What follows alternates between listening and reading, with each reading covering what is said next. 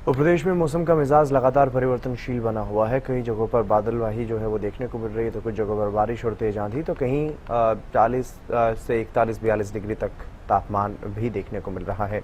ऐसे में मौसम में बदलाव के चलते तापमान में क्योंकि उतार चढ़ाव जो है वो लगातार बना हुआ है, बढ़ती गर्मी और उमस से भी लोगों को कई जगहों पर परेशानी हो रही है, तो स्वास्थ्य विभाग की तरफ से लोगों को सतर्क रहने की सलाह दी जा रही है। प्रदेश के तापमान में लगातार बदलाव देखने को मिल रहा है। जहां 2 दिन पहले महेंद्रगढ़ जिले के अंदर बारिश देखने को मिली है, वहीं मौसम विभाग के द्वारा अब आगामी आने वाले समय के अंदर तापमान में बढ़ोतरी की संभावनाएं जताई गई है। ऐसे में सबसे ज्यादा असर पड़ता है तो बच्चे और बुजुर्गों पर पड़ता है। इस वक्त मेरे साथ डॉक्टर प्रीति मौजूद है, जो बाल रोग विशेषज्ञ। इनसे जानेंगे कि किस प्रकार की सावधानी आमजन व बच्चों को रखनी चाहिए और कितनी क्या ओपीडी हॉस्पिटल के अंदर बढ़ रही है। मैम, सबसे पहले हरियाणा न्यूज पर आपका स्वागत। थैंक यू, धन्यवाद आपका।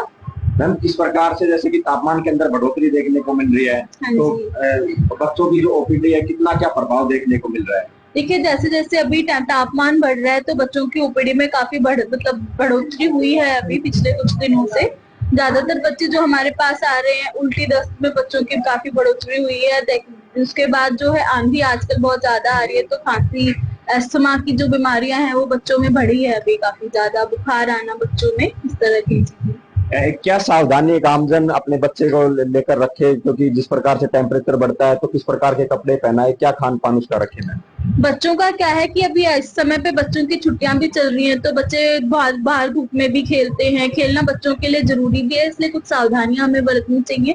कॉटन का कपड़ा हमें पहनाना चाहिए बच्चे को। कॉटन क्लोथ्स अगर हम पहनाएंगे तो मुलायम रहते हैं, धूप को अब्सॉर्ब नहीं करते इतने।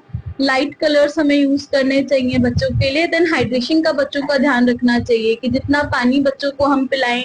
पानी है, नारियल पानी है, ओआरएस हम दे सकते हैं बच्चों को, ओआरएस देना चाहिए। खाने पीने में फल फ्रूट सब्जी, बाहर की जो चीजें हैं वो अवॉइड करनी चाहिए। जो घर के आसपास पानी भरा है वो सब चीजें हटानी, साफ सफाई का ध्यान रखना चाहिए।